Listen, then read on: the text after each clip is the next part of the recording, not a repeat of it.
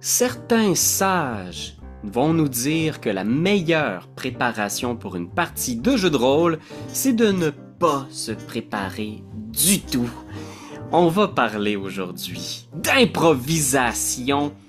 Est-ce que c'est une bonne chose en jeu de rôle, l'impro, et comment improviser sans perdre le contrôle de l'histoire? Est-ce qu'on veut même garder le contrôle de l'histoire, Pépé? Bonne question. Est-ce qu'on veut garder le contrôle de l'histoire, Pierre-Louis? Moi, je ne sais pas. Toi, tu le sais-tu? Ah, moi, je le sais. Ok.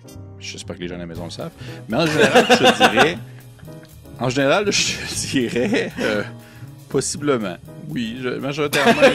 C'est tellement une réponse définitive, possiblement. Oui, meublement. Mais disons, mais ça serait dans un certain point, une certaine limite, je te dirais. Qu'est-ce qu'on entend par contrôle aussi, puis qu'est-ce qu'on entend par improvisation. Parce qu'on lit beaucoup de choses, j'ai l'impression, sur les réseaux sociaux, sur les différents blogs et autres choses du genre. Puis des fois, j'ai l'impression que le concept même de l'impro est un peu, pas nécessairement chamboulé, mais transporté de gauche à droite sans nécessairement être réellement exploité à sa juste valeur. Mais ça, c'est mon humble avis. C'est vrai, hein, parce qu'on parle de l'impro. Ah, écoute, on va en parler de l'impro. Moi, j'aime beaucoup l'improvisation en général, comme mode de vie, puis on réalise que l'impro, c'est juste la vie, en fait. C'est juste d'exister. Euh, Mon Dieu Seigneur. Ah, écoute, Internet, C'est gros ce que tu viens de dire. je te jure, ça s'en va quelque part, Internet. Suis-nous Ouais. pour en apprendre plus sur l'improvisation et les jeux de rôle. C'est le podcast Action Bonus où on discute de toutes les choses jeux de rôle avec Pierre-Philippe Renaud. Bonjour Pépé. Bonjour Pierre-Louis, ça va bien? Oui, ça va bien. Et toi, comment ça va? Ça va bien, ça va bien. Je suis content qu'on aborde ce sujet-là. Ça fait partie des sujets que je trouve intéressants en jeu de rôle, mais qui justement méritent qu'on s'y attarde et qu'on développe afin de pouvoir un peu démontrer les différentes façons de faire ou de procéder dans un contexte où l'improvisation, c'est pas juste de partir avec rien puis avancer comme de n'importe quelle manière, là. C'est très loin de Absolument. ça, selon Ouais, puis je pense que c'est très rassurant de savoir qu'on part jamais complètement de zéro. Il y a moi. des Mhm. gens qui pensent que l'impro, c'est tu pars, puis t'as aucune idée. Mais la vraie vérité, c'est qu'on a toujours une préparation constante à l'intérieur de nous, ne serait-ce parce qu'on a consommé des histoires, on a des Mhm. concepts de personnages, on a des idées. Et ça, c'est une préparation incroyable. Vous êtes beaucoup plus armé que vous croyez pour improviser. Mais avant de vous improviser tout ça, là, on va, on va, on va prendre un petit moment Calisse. pour parler plus sérieusement de ce qui nous nourrit, puis ce qui nous donne de l'inspiration pour improviser, c'est-à-dire la balade dans l'imaginaire. L'imaginaire. C'est le voyage dans l'imaginaire. T'as-tu lu des trucs intéressants, Pierre? T'as-tu lu des trucs qui t'ont inspiré pour vrai récemment? Des trucs qui t'ont vraiment fait, qui t'ont donné le goût d'explorer certains thèmes ou certains sujets dans le jeu de rôle, d'en fait de vouloir partir un peu sur le fly, comme on dit, avec le sujet et de te l'approprier. Hey man, c'est une bonne question. Euh, ben oui, c'est sûr, j'en ai déjà beaucoup parlé, là, mais là, je suis rendu très avancé dans la saga, et c'est Dungeon Crawler Carl, Hmm, t'en as qui est parlé un... beaucoup, effectivement. Ben écoute, là, je viens de finir The Butcher's Masquerade, qui est le tome 5, je pense. Puis l'idée de Dungeon Crawler Carl, c'est un concept un peu absurde où la Terre est transformée du jour au lendemain en donjon. Méga donjon absurde pour le plaisir d'extraterrestres qui vont regarder des humains s'aventurer dans le donjon et tenter de survivre. Fait que Mhm. tu commences avec tes stats à toi. Fait que Carl, il a comme genre 3 de force, 2 de dextérité, 1 d'intelligence. Puis il va graduellement devoir trouver du matériel, tuer des monstres pour gagner de l'expérience et faire des choix dans sa progression de personnage. C'est tellement méta, ça réutilise toutes les règles des jeux de rôle qu'on connaît, des jeux vidéo, bien sûr, c'est très inspiré de jeux vidéo RPG, mais c'est tellement le fun de juste le voir se poser des questions devant des objets magiques. Puis à chaque fois qu'il parle d'un objet magique ou d'un pouvoir ou d'une classe ou d'une sous-classe, je suis comme Mais ce serait tellement insane de faire une sous-classe avec ça. Tu sais, il y a un objet magique comme... Hey, je suis désolé, je vais micro-spoiler des affaires, là. Mais Vas-y, vas-y. c'est pas des gros spoilers. Mais à un moment donné, il tombe sur un objet magique, qui est un anneau, qui lui permet, cet anneau-là, de cibler une créature. Cette créature-là devient sa cible. Il doit absolument la tuer. Et tant que cette créature-là n'est pas morte, il ne peut plus se guérir. Il peut plus regagner de points de vie tant que sa cible n'est pas morte. Mais si tu es capable de tuer ta cible, tu augmentes de 1 dans la caractéristique que ta cible était la plus forte. Tu sais, fait que c'est un concept qui devient dramatique dans l'histoire de Dungeon Crawler Carl. Mais je suis comme, hey man, ça serait incroyable comme objet magique. Puis t'as comme des enjeux, puis au niveau du game design, il y a comme du bon game design tout au long de ce roman-là. Parce que c'est une malédiction. Si tu cibles quelqu'un qui est capable de s'échapper, tu peux plus te guérir d'aucune façon. Tu sais, il y a tellement d'objets comme ça, là. Il y a des objets qui sont reliés à des quêtes. Il y a un objet que tu peux avoir des patchs sur un manteau de cuir magique. Chaque patch que tu vas coudre va ajouter des nouveaux pouvoirs. Mon Dieu, mais c'est pas très médiéval fantastique.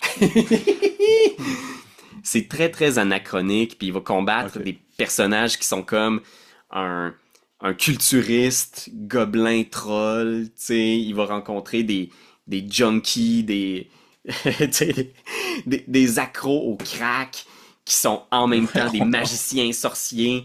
C'est comme si la Terre avait été transformée en donjon complètement fun à house dungeon, là, tu sais. J'aime beaucoup le concept. Je trouve que ça fait très DCC-esque en général. Puis je sais que tu le sais également, mais je serais curieux d'avoir ton avis de vive voix sur ton attente concernant justement le jeu de rôle qui a été annoncé. Parce que ça a été annoncé. C'est tellement vrai, c'est vrai. Il y a un jeu de rôle qui a été annoncé. Ouais. Je me souviens plus c'est qui disait qu'il était pour. Il va y avoir un jeu vidéo, puis il va y avoir un jeu de rôle. Des jeux de Ouais, puis société aussi. puis une série animée, effectivement, aussi. C'est insane, mais le succès de cette série-là est insoupçonné. Tu sais, je veux dire, c'est pas des grands romans. Je veux pas que personne pense que Dungeon Crawler Carl, c'est genre incroyable.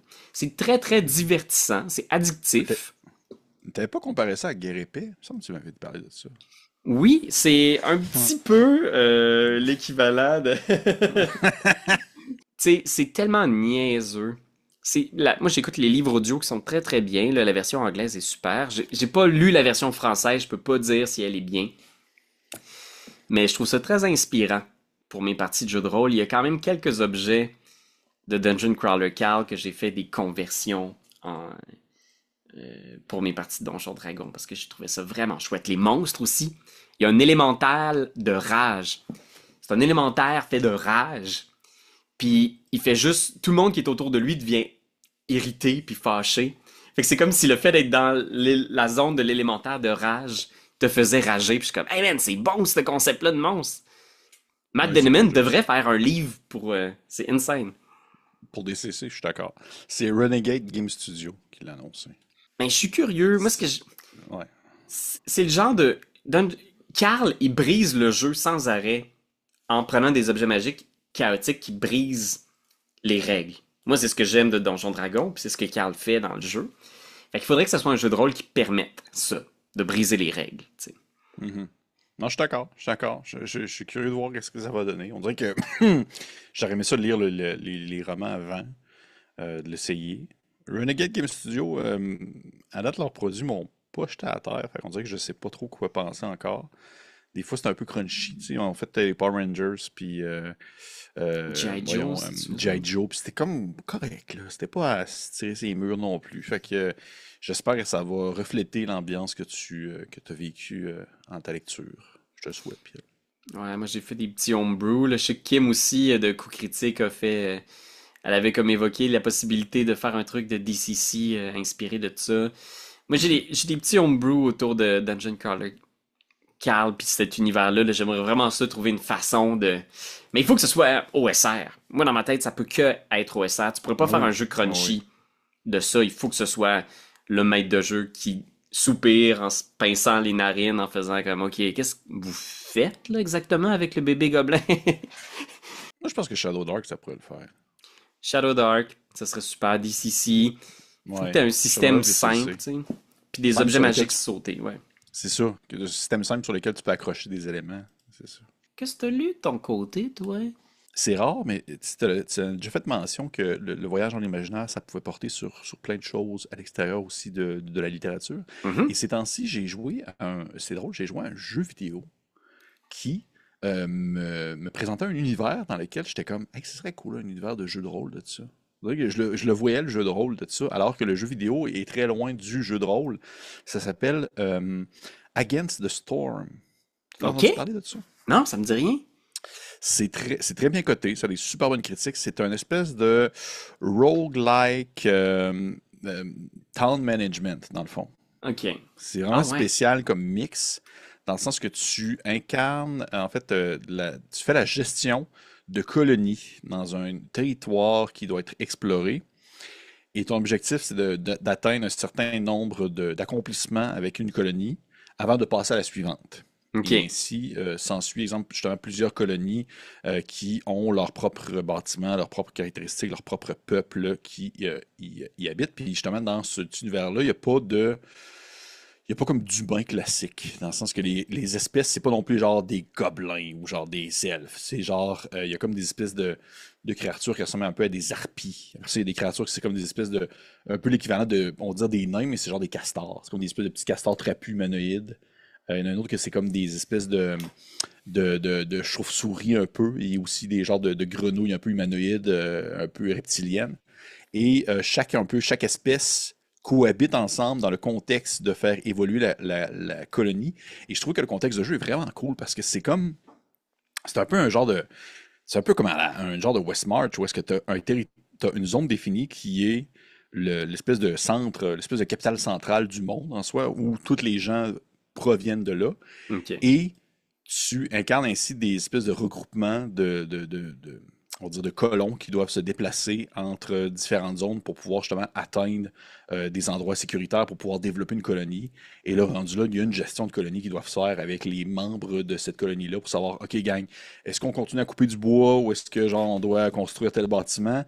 Et le monde qui les entoure est tout le temps beaucoup géré par, on va dire, une espèce d'univers un peu de pluie et d'humidité. Genre, il mouille tout le temps, OK. mais en même temps, quand il mouille, c'est pas nécessairement négatif. C'est que la pluie est toujours utilisée dans le contexte de faire, exemple, fonctionner de la machinerie, des choses comme ça.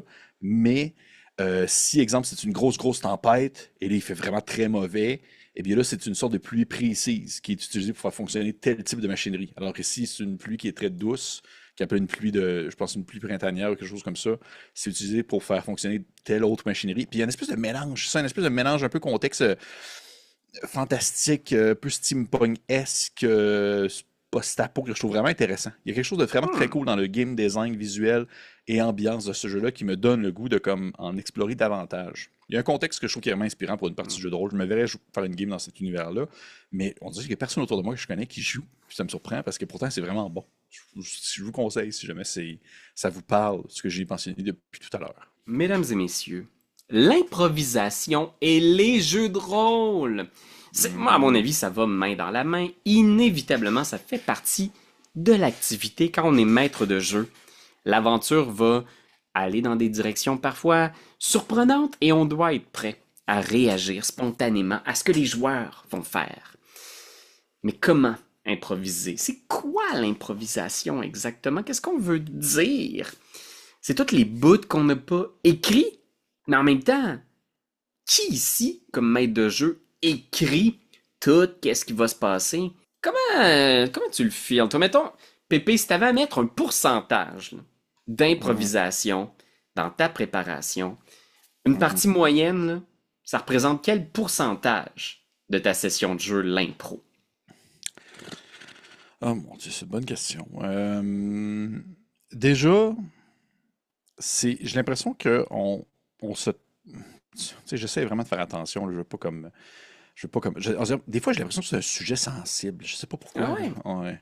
Je sais pas pourquoi. J'ai l'impression que des fois, il y a des gens qui prennent ça vraiment à cœur, le concept de se dire que genre, si t'improvises pas, ben, c'est de la pure merde, puis c'est comme trop Ah, ouais. railroadé. Mais je pense que c'est pas ça le point. Je pense que j'ai l'impression qu'il faut pas nécessairement penser en termes d'improvisation, mais plus justement à penser en termes de préparation modulaire, dans le sens où Mhm. tu prépares des éléments qui sont modulables dans le contexte de jeu et le reste de l'improvisation, où tu vas prévoir tes personnages non joueurs, tes possibles rencontres, des informations pertinentes à avoir durant la partie, mais ce sont des éléments que tu peux recadrer ou changer de place ou déplacer selon justement ce que les personnages font en jeu. Et là, ainsi, en quelque sorte, se vit cette improvisation-là. Parce que Mhm. tu ne sais pas à quel moment ces éléments-là vont entrer en jeu, mais ils sont prêts. Et là, selon moi, c'est une espèce de d'entre-deux parfait sur une improvisation qui est quand même justement prévue, en quelque sorte. Ouais, mais je comprends ce que tu veux dire. Puis même moi, dans l'absolu, je suis quelqu'un qui considère que j'improvise beaucoup, beaucoup parce que je prépare Mhm. peu mes parties de jeu de rôle. Mais en même temps, quand j'y pense, même les impros que je fais, c'est rarement de l'impro pure, pure, pure. Tu sais, c'est-à-dire, j'ai préparé mentalement beaucoup de choses. J'ai réfléchi à la partie, j'ai réfléchi au scénario qu'on joue, aux conséquences des décisions des joueurs de la dernière partie. Fait que même si j'ai pas ouvert un document pour faire les joueurs vont être attaqués par des bandits, ensuite ils vont aller là, dans ma tête, je me suis dit, hey, là, c'est sûr qu'il va y avoir des répercussions à ce qu'ils viennent de faire comme geste. Ils ont volé un cadavre à la morgue, ils ont laissé plein de traces. C'est sûr qu'il y a des gens qui les cherchent. Tu sais, tu comprends? J- Oui. L'improvisation que je fais après ça, c'est un petit peu de connecter les points, ou c'est, comme tu dis, des scénarios modulaires que j'ai fait dans ma Mhm. tête, de les gardes leur courent après, ou les bandits veulent retrouver le corps, ou il y a un monstre dans les égouts, ou un sorcier a laissé un... Tu sais, tous ces points-là, ces idées-là que j'ai eues dans mon imaginaire, l'impro, ben, c'est de connecter ces points-là ensemble selon ce que les joueurs vont décider de faire. Oui, Mais de c'est l'impro, exactement ça. ouais, de l'impro pur, pur, pur, là, c'est rare que... C'est Ben, tough à je te dirais que, faire. ben, en fait, de l'impro pur, je vois pas l'intérêt rendu là. Je vois pas l'intérêt de... Parce que même quand on parle d'une impro pure, par exemple, je pense à l'exemple des jeux où ça va être une version, une espèce de jeu un peu collaboratif, où tu crées un peu le contexte de jeu en même temps que tu joues, puis les personnages aussi avec les autres joueurs, ben ça demeure quand même que le tout est régi par des règles qui doivent être comprises avant de jouer. Donc, il y a une certaine forme de préparation qui Hmm? se fait en amont, en prévision du jeu.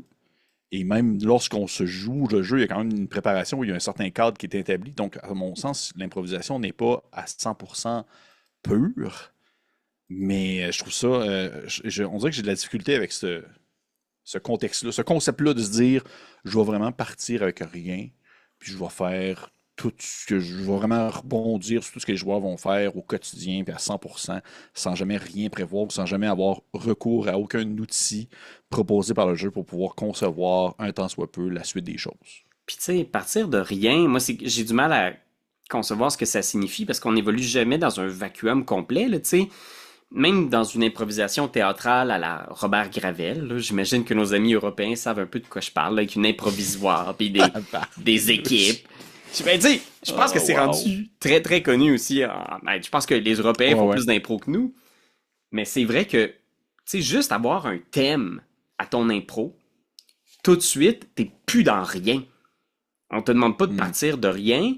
C'est comme l'improvisation aura pour thème la maison hantée. Puis là, soudainement, il y a juste un chemin de synapses qui s'allume dans ta tête où tu connectes tout ce que tu as pensé d'une maison hantée dans les dernières années. Là, tu penses aux films d'horreur que tu as vus, Ouais. tu penses aux personnages, tu penses à ton ami qui t'a conté une histoire.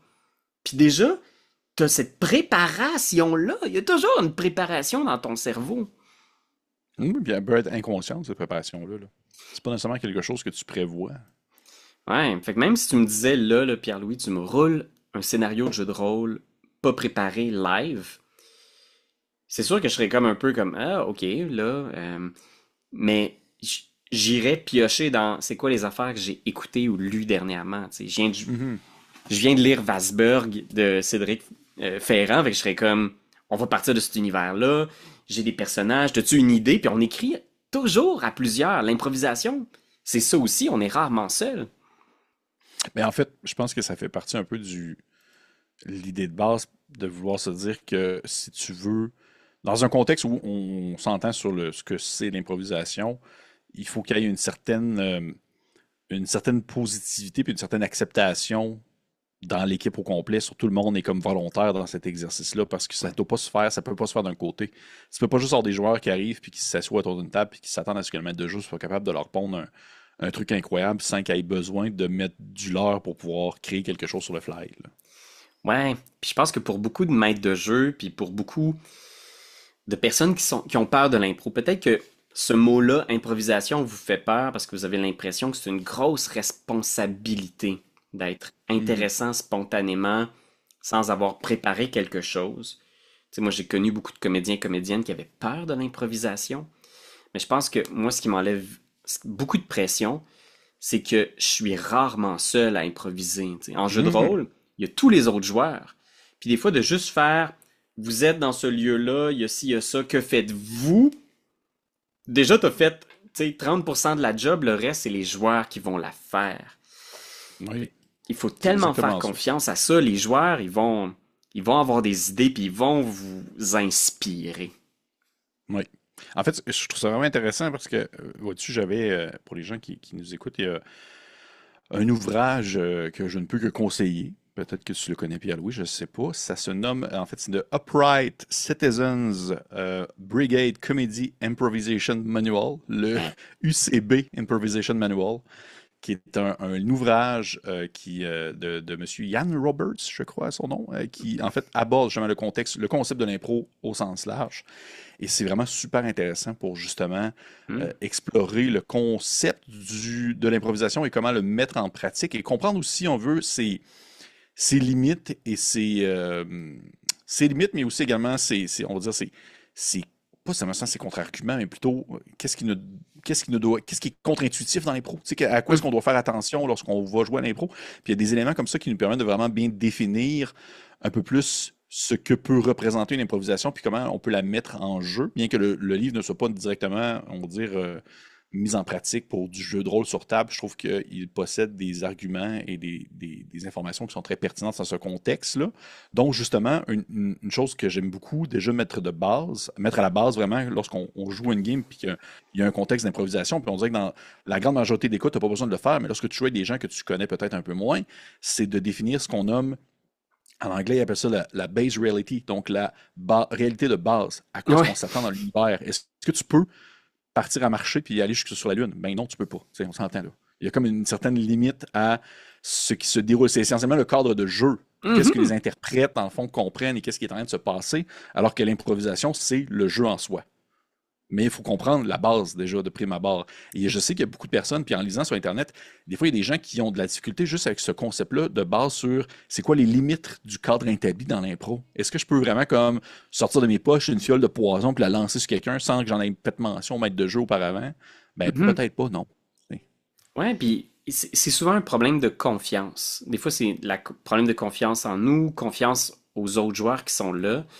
Puis ça, tu sais, je dis ça comme si c'était un big deal, mais c'est vraiment pas un gros problème, là, un manque de confiance. La Non. confiance, ça se construit plus vite que vous le croyez, là. Surtout la confiance pour mener une partie, la confiance pour improviser. C'est vraiment de, comment dire, s'appuyer sur les autres. Puis de s'exposer à ce petit risque-là qu'on a de s'appuyer sur nos joueurs, s'appuyer sur notre maître de jeu, s'appuyer sur des choses qui sont un peu moins connues, un peu moins préparées, un peu moins rédigées. Tu sais, par exemple, j'ai vu des gens qui s'épouvantaient que Dagger Art avait certaines règles qui proposaient aux joueurs de donner leur input dans la construction de l'univers puis de la scène. Par exemple, OK. tu sais, il y a une des règles qui permet aux joueurs, par exemple, c'est de proposer au maître de jeu, de demander à un joueur, t'ouvres le coffre dans la pièce au Ouais. trésor et qu'est-ce qu'il y Ouais. a à l'intérieur. Et c'est le Ah, mais c'est joueur qui forme qu'est-ce qu'il y a à mais l'intérieur. ça, c'est tellement PBTA, là. C'est ça! Oh oui. Il faut que tu fasses confiance. Est-ce que tu as assez confiance à ton joueur qui dira pas je trouve 1 million de pièces d'or puis une épée pas à la série plus 5, tu sais. Oh oui. Oh oui. Mais tu vois, il y a des gens qui vont dire qu'ils capotaient un peu sur le concept même de vouloir laisser une certaine emprise aux joueurs. Oui, puis ça, c'est l'autre partie de la question. Tu te rappelles en début de podcast, on avait dit improviser sans perdre le contrôle de l'histoire. Ouais. Puis ça, il y a plusieurs maîtres de jeu qui sont très mal à l'aise avec l'idée de perdre le contrôle. Ils veulent avoir l'espèce de certitude que la session de jeu va se finir là où ils ont en tête que ça va se finir. Ouais. Ça peut être modulable, mais des fois on se dit, là il va y avoir ça, mais peu importe ce qui arrive, à la fin, le temple va s'effondrer puis ils vont sortir du temple avec le trésor. Tu sais, des fois on a, puis je dis pas ça avec un jugement, parce que même moi, des fois, là, quand je suis fatigué puis je suis un peu, je suis comme, il faut que je me rende là à soir. Je me rends au bout où ils rencontrent le Ghost Lord, ils vont aller dans le désert, puis là, ils vont le rencontrer. Puis c'est comme, tu vas parfois donc faire des raccourcis pour peu importe ce que les joueurs font, arriver à ce point-là. Comme si on avait une réticence à perdre le contrôle. Alors Ouais, que je des comprends. fois, il y a un plaisir à perdre le contrôle, un petit peu. J'ai l'impression des fois qu'il y a certains préjugés envers, envers les modules préfets. Ouais. Parce que justement, il y a souvent l'idée que si tu fais un module préfet, ben t'es comme vraiment trop cadré, puis tu peux pas genre te déloger de ça, puis ça fait en sorte que l'histoire sera pas aussi bonne que si ça serait toi qui serait à l'improvisation de celle-ci. Mais je considère que c'est un excellent exercice pour justement se donner un cadre et vouloir improviser au travers de cette aventure-là, parce que tu as constamment un parachute, tu as constamment, dans le fond, une espèce de trampoline sur laquelle tu peux rebondir s'il se passe quelque chose, parce que la base, elle est construite. Et des très bons modules, selon moi, c'est justement ceux qui vont permettre aux meneurs de jeu d'apporter une certaine touche personnelle et une certaine frivolité dans l'improvisation, Mhm. sans que ça paraisse nécessairement en jeu. Alors que tu as le contexte de jeu, qui est justement la réalité de base, comme je l'avais mentionné tout à l'heure, qui est vraiment la base du module. Et au travers de ça, tu as tout ce que le maître de jeu peut faire avec ses joueurs. Et selon moi, c'est une très belle façon d'explorer et d'améliorer, si on veut, l'aspect improvisation sans craindre trop de perdre le contrôle, parce que justement, il y a quand même un cadre établi qui est la plupart du temps respecté par les joueurs, on s'entend.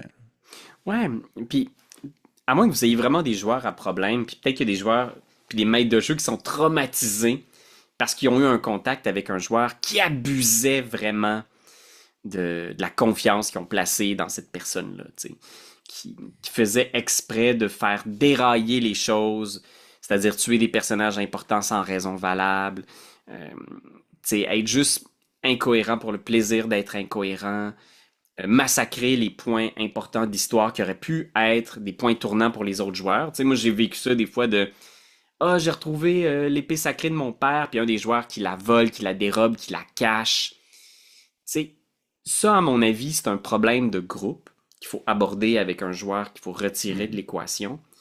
Mais pour 80% des gens, il faut que vous fassiez confiance en vos joueurs. Même les joueurs qui sont plus timides ou qui prennent moins de place, vous pouvez leur faire confiance qu'ils n'abuseront pas de Mhm. l'histoire collective que vous écrivez ensemble. C'est pas l'histoire du MJ, c'est l'histoire de tout le monde. Je pense que c'est là la clé, c'est de voir de plus en plus nos joueurs comme des improvisateurs à part égale avec nous. Tu sais, si on faisait une improvisation mix comparée durer 4 minutes, on est tous sur la patinoire en même temps. On a tous la responsabilité d'amener cette histoire-là à bon port. C'est pas juste la responsabilité du MJ.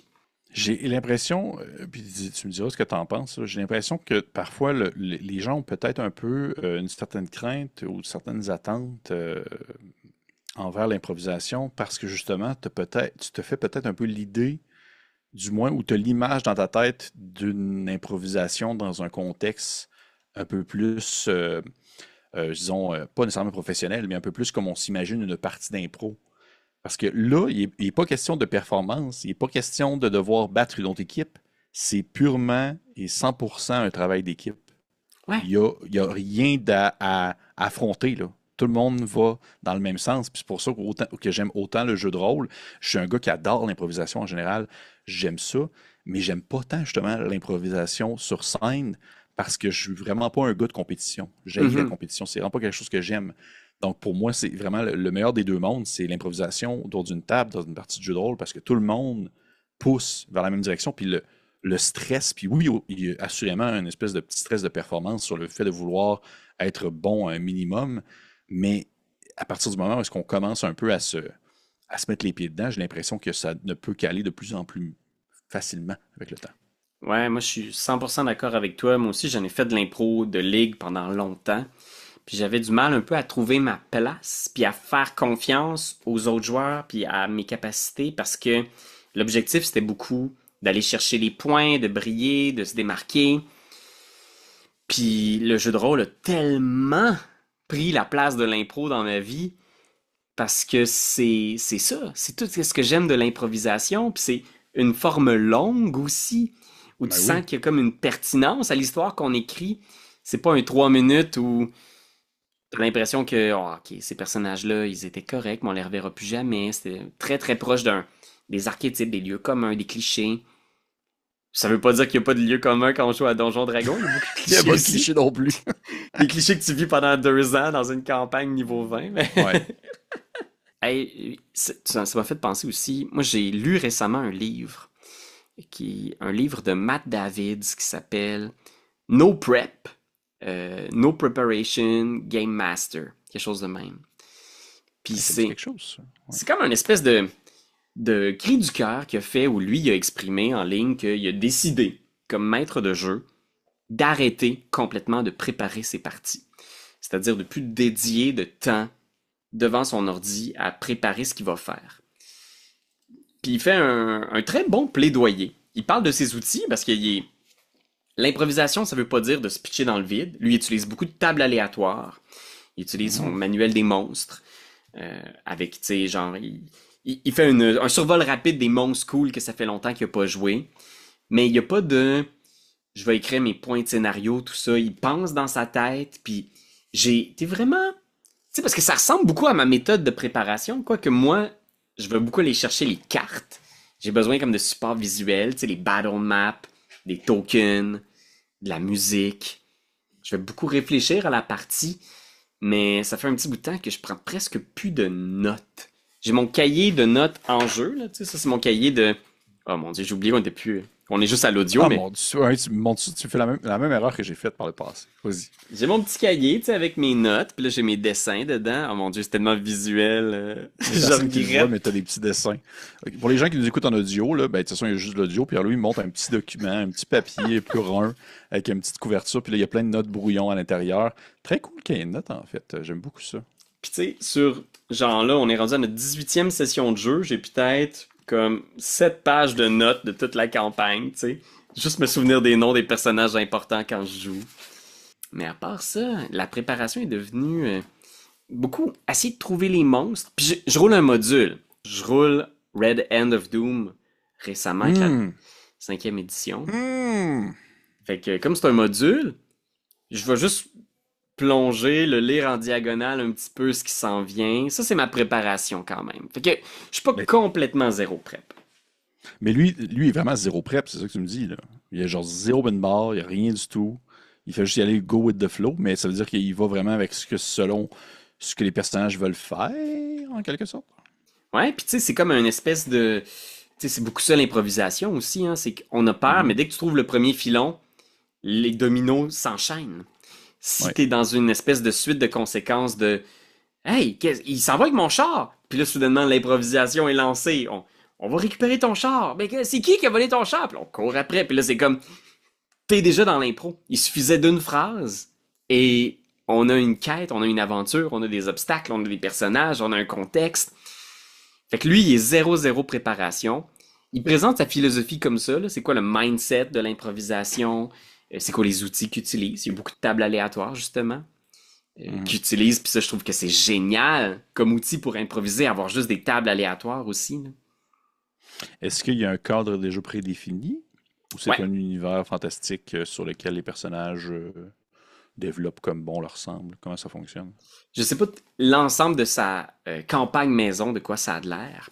Mais de ce que j'ai compris, c'est un contexte qu'ils établissent ensemble en début de partie, avec des lieux. Je sais pas s'ils ont des supports visuels, probablement pour les aider, tu sais. Mais c'est juste après ça, vous êtes dans ce village-là, il y a ça qui se passe. Qu'est-ce qui se passe? Puis tous les événements s'enchaînent, puis on suit ce fil-là, puis on vit l'aventure de session en session. Puis le truc que j'ai retenu le plus, là, je vais faire une vidéo dessus sur la chaîne d'ailleurs, mais il parle beaucoup de... Il est toujours en train de préparer. C'est ça son truc. C'est que il est toujours en train d'imaginer la partie puis les conséquences potentielles. Je pense qu'on fait tout ça un petit peu comme MJ, tu sais. Puis souvent, c'est la préparation qui est, à mon avis, la plus payante. Pas mal plus que le moment où t'es devant ton ordi. C'est le moment où t'es comme... Oh! Hey, imagine si le père de tel personnage, c'était telle personne. Tu sais, tu comprends, le... Fait que c'est pas complètement de l'impro, mais c'est un élément qui est là dans ta tête que tu fais... Ça, un moment donné, je vais peut-être pouvoir juste le sortir au milieu d'une game. Oui. Ben, en fait, ça revient un peu au concept de se dire que c'est modulaire dans le sens que tu te le Ouais, gardes quelque part et tu as la possibilité ou non de l'inclure selon ce qui se passe. Mais t'as pas besoin de le creuser plus que ça jusqu'à ce que l'occasion se présente au final. Et si l'occasion se présente, tant mieux. Et là, tu vois que ça vient débouler sur d'autres éléments et sur d'autres contextes de l'histoire et ça encourage l'improvisation. Mais si tu peux pas le plugger ou l'intégrer immédiatement, mais c'est pas plus grave que ça, là. exact. Ouais. Ça dépend beaucoup de l'écoute que tu as avec ton groupe, parce qu'une bonne impro, ça prend de l'écoute, ça forcément. Puis c'est vrai que comme maître de jeu, des fois, on a une chose qu'on veut vraiment qu'il se passe, puis nos joueurs ont d'autres désirs ou d'autres intentions ou prennent des actions qui vont pas dans ce sens-là. Puis je pense que le point de Matt David qui réalisait beaucoup, c'est que la plupart des sessions les plus mémorables de sa campagne, c'était les sessions où il y avait rien de préparé. Puis il s'est dit comme, hey, coudonc, ça se peut-tu que la préparation nuit plus qu'elle m'aide finalement, parce qu'elle me rigidifie au point où j'écoute plus ce que le groupe de joueurs veut faire. Mais est-ce que tu le sais, là, on reste sur le sujet, mais je suis quand même curieux, est-ce que tu sais à quel point, tu sais, qu'est-ce qu'on entend pour lui, qu'est-ce qu'il entendait pour lui en tant que préparation? Est-ce qu'il était au point justement de vouloir mettre de l'avant, tu sais, de prendre des points sur qu'est-ce que les personnages pouvaient mentionner ou pouvaient dire, comment est-ce que les personnages non joueurs vont réagir si les personnages agissent de telle façon? Qu'est-ce qu'il entendait par préparation? Parce que là, c'est ça, on s'entend que la ligne des fois peut être floue entre l'improvisation préparée et la préparation. Je pense que dans sa vision des choses aussi, c'est de vraiment arriver comme un tableau blanc un peu, d'être vraiment prêt à recevoir la proposition des joueurs. Avoir comme une situation initiale. Donc, vous vous souvenez, on était rendu dans l'auberge, vous aviez tué l'assassin. Euh, Qu'est-ce que vous faites maintenant? Puis là, d'avoir la véritable curiosité de qu'est-ce que vous faites. Si un joueur est... Ben, je sais pas, y a-tu quelque chose sur l'assassin qui pourrait nous dire qui l'a envoyé pour nous tuer? Puis là, t'es comme, hey, probablement, ça serait cool, là. Tu sais, genre, de laisser naître en nous ces éléments-là. Je pourrais avoir préparé un handout du méchant qui... Mais je peux aussi faire confiance que, hey man, c'est tellement une bonne idée que tu viens de proposer, joueur. Fais un jeu d'investigation, on va voir. Ah, effectivement, tu trouves une étrange missive, tu sais, ou je l'ai pas Ouais. préparé, ça, c'est improvisé. Est-ce que Mais, ça a plus de valeur que si je l'avais préparé? mais ça revient à ton point de se dire que tu vas préparer quelque chose. C'est un concept qui doit se faire en équipe. Parce que Ouais, tu réagis un peu à ce que les joueurs viennent de faire. Tu réagis à la proposition de ton joueur. exact. Puis, tu sais, en impro, on le dit souvent, là, ça en est presque même épuisé un peu comme conseil, mais un oui et, tu sais, Ah mon Dieu. d'ouvrir la porte vers, mais je pourrais, si je voulais, puis je le filais, faire, non, malheureusement, il n'y a rien sur l'assassin qui permet de révéler son identité. Mais là, si ça, c'est vraiment un cul-de-sac, il va falloir que les joueurs arrivent avec une nouvelle idée qui, un moment donné, ouvre quelque chose, parce que sinon, on n'avancera pas, on s'en ira nulle part avec ça. T'as jamais eu de. Je suis curieux d'avoir ton expérience personnelle, mais t'as jamais eu de problème sur le long terme avec le concept du oui et? Ça l'a jamais comme fait débouler des parties ou empirer des situations? Parce que personnellement, je l'ai vécu à quelques reprises. Je suis nullement contre ce concept-là. Je trouve que ça a plein de sens. Mais des fois, on dirait que j'aime ça aussi être, tu sais, en anglais, on va dire du fail forward, enfin, dans le sens que le concept d'une résolution n'est pas nécessairement positive, mais il y a quand même une répercussion. Tu sais, au lieu de dire oui et, ça pourrait par exemple non mais ou tu sais, Oui, ça, je suis oui mais. 100% d'accord. Puis c'est vrai que de dire oui et à tout, ça peut amener la partie dans un truc qui est peut-être incohérent. Tu sais. Moi, je l'ai fait souvent avec des enfants. Par exemple, un joueur qui joue un magicien qui me demande Hey, comme je suis un magicien, est-ce que je pourrais utiliser comme ma magie pour faire léviter la table? Puis, tu sais, t'as le goût d'y en donner. Mais on joue dans Donjon Dragon, ses pouvoirs sont limités par sa classe.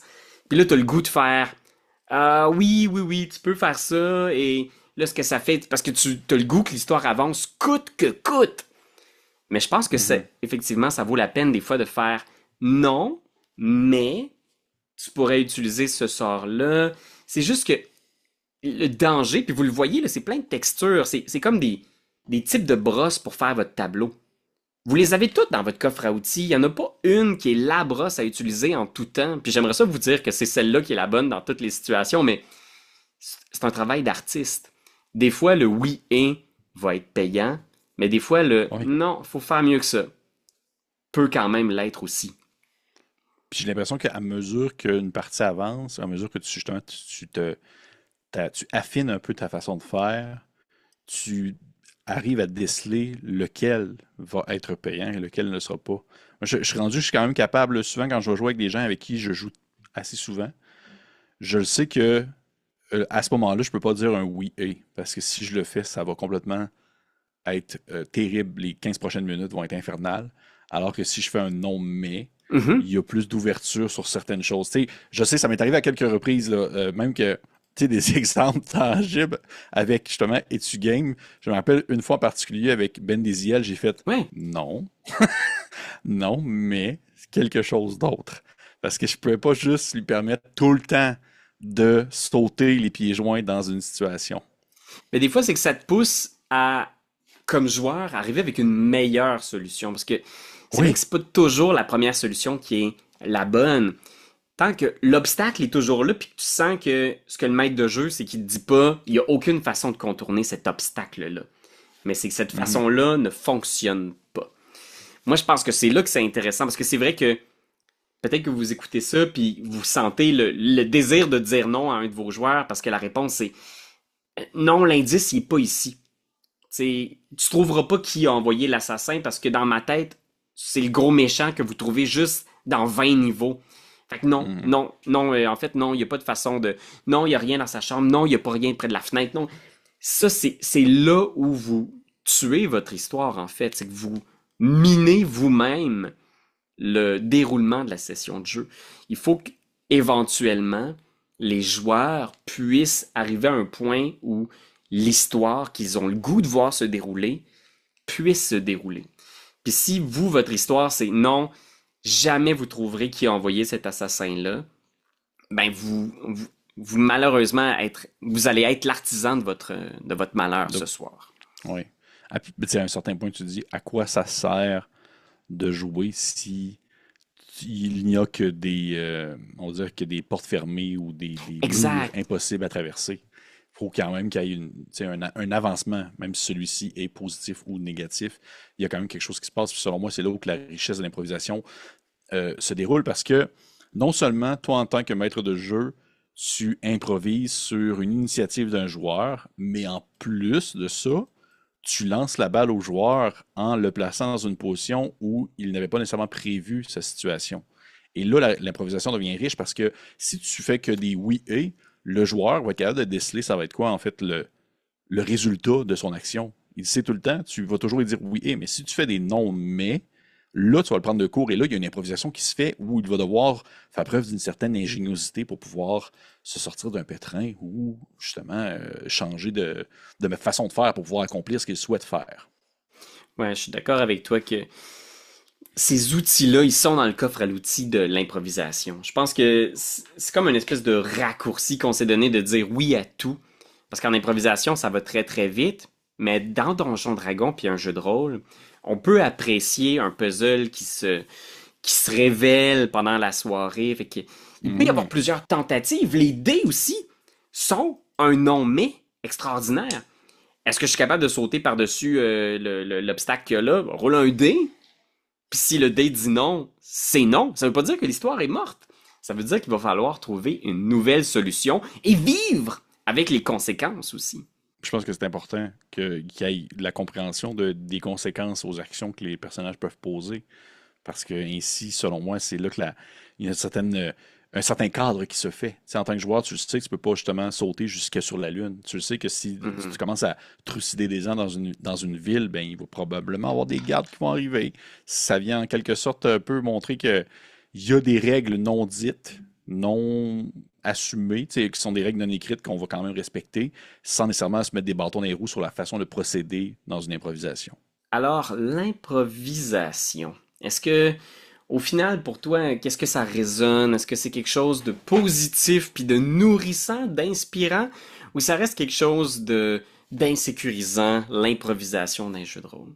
C'est très positif. J'aime beaucoup l'improvisation. Comme je l'ai dit, j'en ai fait beaucoup quand j'étais plus jeune. Mais justement, comme toi, je découvre tout le plaisir que je peux ressentir à l'improvisation dans le contexte d'un jeu de rôle parce que c'est purement et simplement collaboratif. Mhm. Tu joues pas contre le maître de jeu. Tu joues pas pour comme mettre justement des bâtons dans les roues dans du maître de jeu, ni mettre des bâtons dans les roues dans tes joueurs. Donc, tu n'as pas l'intérêt de vouloir lancer des balles courbes aux gens afin qu'ils soient désamorcés ou désemparés par la situation en cours. Tu as juste le goût que ces derniers puissent rebondir sur ce que tu mentionnes afin de créer un bon jeu ensemble. Tu sais. Ouais, puis si t'avais un conseil à donner à quelqu'un qui est plus ou moins à l'aise avec l'improvisation, que ça l'effraie de préparer peut-être un petit peu moins sa partie, qu'est-ce que tu donnerais en terminant là, comme conseil pour faire la paix avec l'impro? Mais pourrais, encore une fois, c'est un peu c'est la première chose que j'ai mentionné, en fait, je trouve dans cette rencontre-là, c'est de définir et de séparer ce qu'on considère comme étant de l'improvisation versus une certaine forme de préparation modulaire. Mhm. Faites-vous confiance, préparez des choses qui peuvent être déplacées, changées d'endroit, modifiées selon le bon désir de l'avancement des joueurs. Et vous allez vous rendre compte qu'en fait, comment ça se passe, c'est que les joueurs vont tout simplement suivre les balles que vous allez leur lancer et vous allez quand même avoir dans vos manches certains as, certains événements qui ont été préparés d'avance, mais vous n'allez pas avoir l'impression d'être trop rigide ou trop cadré. Ça demeure que c'est une improvisation. Je pense qu'il faut prendre des risques puis s'amuser des fois. Je pense que il y a un plaisir aussi à certains moments, prendre un risque. Tu sais, pas se couvrir partout. Faire, ah, je sais ce qui arrive si ils vont dans le temple, mais la maison du maire, j'ai rien préparé, par exemple. De prendre des petits risques comme ça, là, je pense que ce serait une bonne façon pour ceux qui cherchent à s'exposer un peu plus à l'impro, là, c'est de garder certains angles de votre univers. Forcément, il va y en avoir, là. Tu sais, un univers, c'est gros. Mais gardez certains endroits où vous dites, hey là, s'ils vont là ou s'ils font ça, j'improvise. Je vais inventer des affaires. Je vais prendre des risques, puis d'accepter que ce soit peut-être un peu bancal par moment, un peu incohérent, pas avoir peur de se tromper, pas avoir peur de dire des bêtises. Ça arrive, c'est un jeu. Même quand on se prépare, des fois, on dit pas le bon nom du personnage. Même quand on roule un module, des fois, on s'empêtre, puis on mélange deux pièces à deux extrémités du donjon. C'est pas grave. C'est juste un jeu. Puis il y a un plaisir aussi dans l'erreur, dans le petit adrénaline, le danger de l'imprévu. Puis selon moi, c'est une façon aussi de s'améliorer avec le temps. Alors que tu remarques tes propres petits moments où tu as pu échapper la balle parce que tu te rends compte qu'il y a certains types d'approches ou certains types d'événements ou d'actions que les joueurs peuvent poser que tu as un peu plus de difficulté à rebondir là-dessus, ben ça fait partie de l'apprentissage selon moi. Ah ouais, puis comme on dit, hein, il faut faire quelque chose pendant 10 000 heures pour être un petit peu bon dedans. C'est ça pour de vrai? C'est ça pour de vrai? Ouais, ouais, c'est... je sais même plus d'où ça vient, là, cet aphorisme-là, mais c'est l'espèce d'idée de... Si tu fais quelque chose pendant 10 000 heures, forcément, tu vas être bon dedans. OK, ben c'est vrai. C'est quand même vrai, je pense, à un certain point. Ça vient avec le temps, même si au début, on a l'impression qu'on n'est pas bon ou qu'on a de la difficulté. Selon moi, il y a tout le temps... Il y a un apprentissage qui se fait même justement dans l'erreur et dans l'adversité, même si on a l'impression que ça avance pas. Il y a malgré tout un acquis qui se fait au fil du temps. Là. C'est Ouais. très bien dit. Puis tu sais, c'est drôle, j'avais fait une vidéo là-dessus récemment sur commencer à aimer le fait que votre game est pas bonne. Parce que tu sais, c'est sûr que quand tu commences, ta partie est pas à la hauteur des aspirations que t'as, tu sais. Tu veux faire quelque chose d'épique, mais c'est ta première game. Fait que moi, j'ai eu la chance que mes premières parties, c'était quand j'étais au secondaire, puis qu'il y a personne qui voyait ça, là, tu sais. Je veux dire. Puis il y a des gens qui sont talentueux d'entrée de base, là, qui font juste avoir naturellement un bagage, qui font qu'ils sont d'excellents maîtres de jeu, d'excellents improvisateurs. Mais c'est normal, mener de s'empêtrer au début. Mais faut le faire. Puis faut aimer ça. Puis c'est à force de le faire que là, tu fais comme, hey, j'ai pogné de quoi, je pense. Je pense que je suis moins effrayé, j'ai plus confiance, j'ai plus de plaisir, plus librement, plus rapidement. Un très beau mot de la fin, je trouve. Ouais, fait que votre game est poche, pis c'est normal. Oui. Mais je serais curieux de savoir, les gens, par exemple, en commentaire, si vous avez vous-même des trucs. J'essaie de trouver une façon de finir la vidéo, l'enregistrement, autrement que par un blanc malaisant. Les gens qui nous écoutent, mettez en commentaire vos trucs et astuces pour l'improvisation. Je serais curieux de savoir, vous, comment est-ce que vous procédez. Ouais, exact. Fait qu'hésitez pas à nous donner vos commentaires. Puis n'oubliez pas que on est là pour s'amuser, hein. L'improvisation, ça peut être le fun, Pépé, pas vrai? Bien sûr, j'adore l'impro. Ça te fout le cul. Ah oui, improvisation mixte ayant pour thème la femme enceinte. Je suis plus capable. Improvisation chantée. Oh non, rimé. Ouais, il va qu'il y en ait. Ouais, on devrait faire un match d'impro un moment donné avec les petits games. Ah mon dieu, mais une game, par exemple, une game de jeu de rôle, d'impro, ça pourrait être cool. Dans le fond, où est-ce qu'on est tout autour d'une table, puis t'as quand même comme un contexte ou un jeu, mais genre à chaque minute ou à chaque contexte, il y a comme quelque chose qui change, c'est un thème ou un élément. Il y a quelque chose à faire. Il y a une mécanique de dés pour faire voter le public à la fin de l'impro. Tu gagnes comme des points de je sais pas quoi. C'est que c'est bon, il y a quelque chose à faire avec ça.